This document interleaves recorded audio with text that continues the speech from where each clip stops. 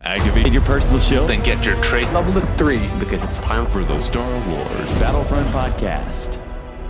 Battlefront 2 is months away, featuring all eras and many weapons we haven't heard of. But more than likely, we'll be getting some of Battlefront 2015's weapons as well.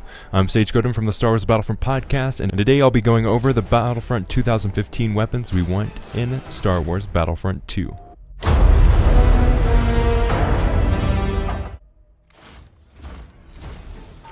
The SE-14C.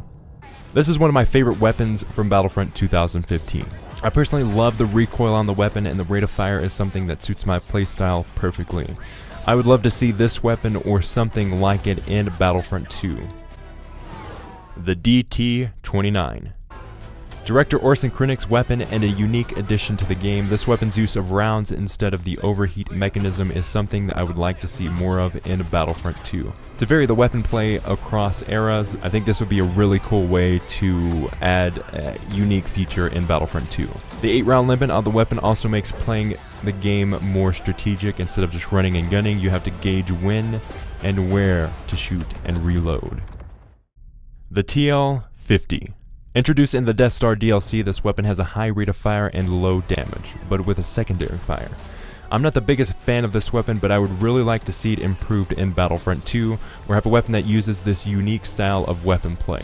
When this weapon originally released, it was extremely overpowered and flooded the battlefront. But that doesn't mean it wouldn't be a good weapon for Battlefront 2. I personally would love to see something like this in Battlefront 2, but just improved from the TL-50 in any way possible. The DH-17. If you've watched Star Wars, you've seen the DH-17, a popular weapon for the Rebel Alliance and one of my go-to weapons in 2015's Battlefront.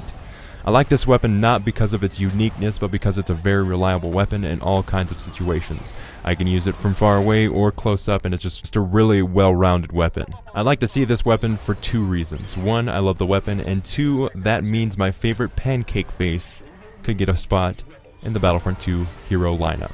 The EE-4, everyone's favorite or least favorite weapon depending on what side of the equation you're on. The EE-4 has gone back and forth as a weapon I use. I liked it when it originally released, then after time I started using other weapons. But this weapon could add something fun to Battlefront 2, especially if they balance it for the classic gameplay.